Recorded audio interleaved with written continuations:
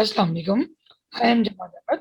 Today we are present in our next economics class in which we are going to discuss what are the key determinants or key factors that affect elasticity of demand. So before we can start this class, kindly subscribe my channel so you can get all my videos on a timely basis. Now let's start the class. In order to understand what are the different determinants or the factors that affect or that determine the value of elasticity of demand, you need to understand what is actually this is elasticity or inelasticity.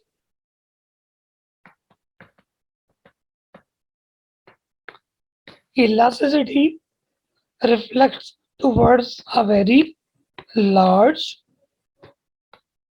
change or a very easy way to shift. Means there is no restriction or boundness in elasticity. The consumer is free to shift from one product to another product. But when we discuss inelasticity, it means a very narrow canvas in which the consumer is bound to purchase a specific product. He can't shift from one product to another product in a short period of time. So, whenever I will say inelastic demand, it means that the consumer is bound to purchase the same product. He can't shift from one product to another product in a short period of time. While I say demand of a product is elastic, it means that the consumer is free to move from one product to another product because he is not bound to purchase such product. So let's start the factors that affect the demand. Now, going to discuss the first determinant, that is availability of substitutes. Availability of substitutes refers to a situation of switch opportunity, or you are not bound to a specific product to purchase it at any cost. So, when there is sheer opportunity to shift from one product to another product, then this is elastic demand, because if price increases, people will shift towards lower price substitutes.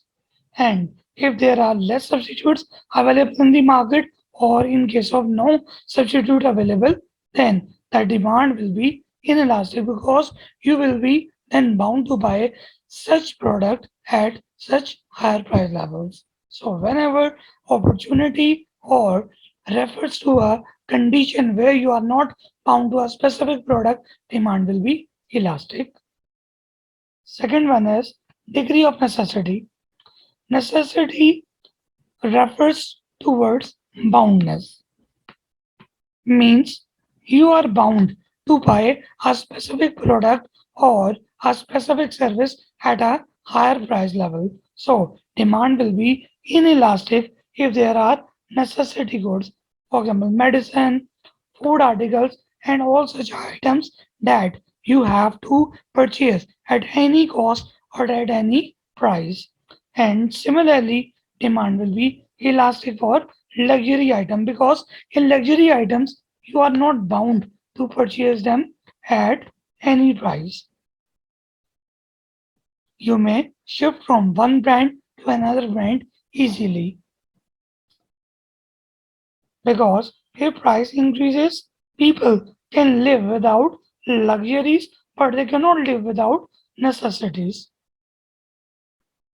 Third one is scope of definition of a good or market.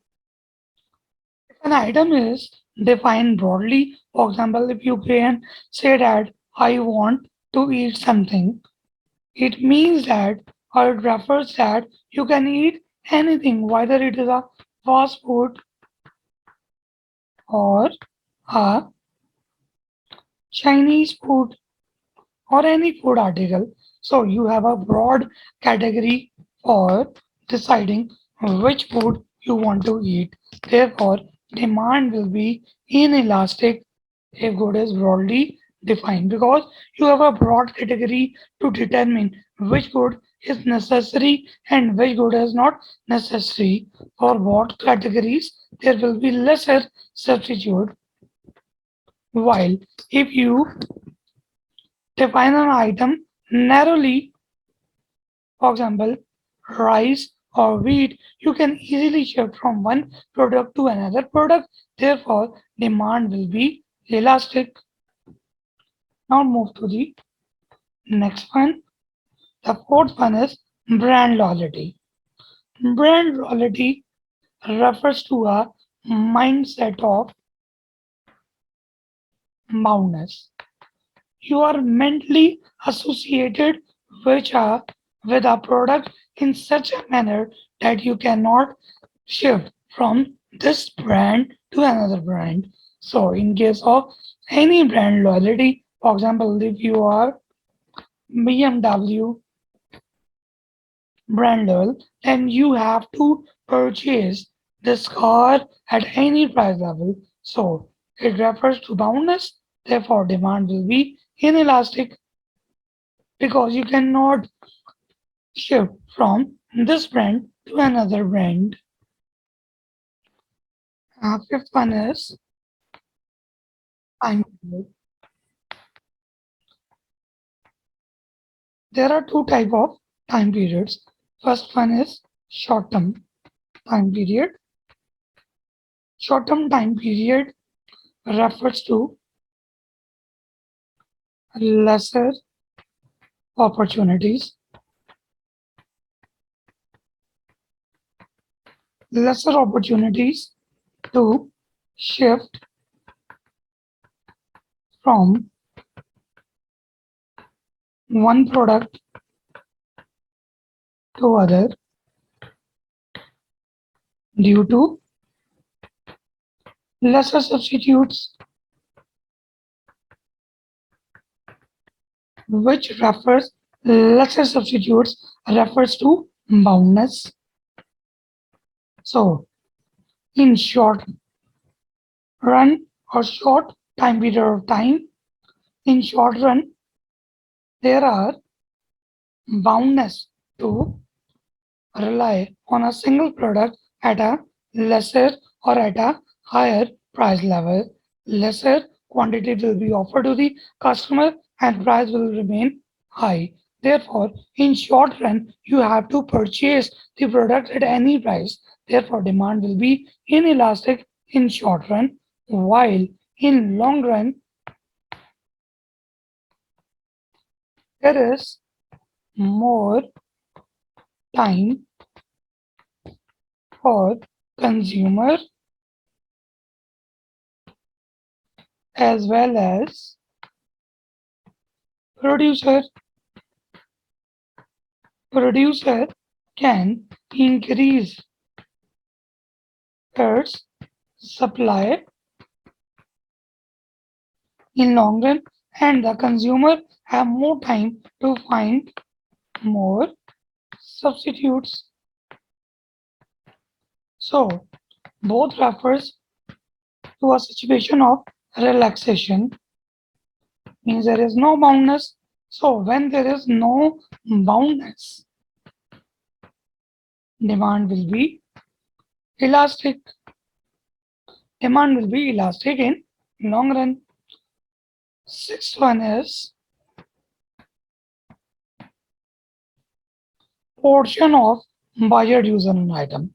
If a large amount of budget is used on a product, then you will think more about it and you will carefully allocate resources because Such purchase affect your budget in a higher manner. So if an item affect your budget in a higher manner, demand will be elastic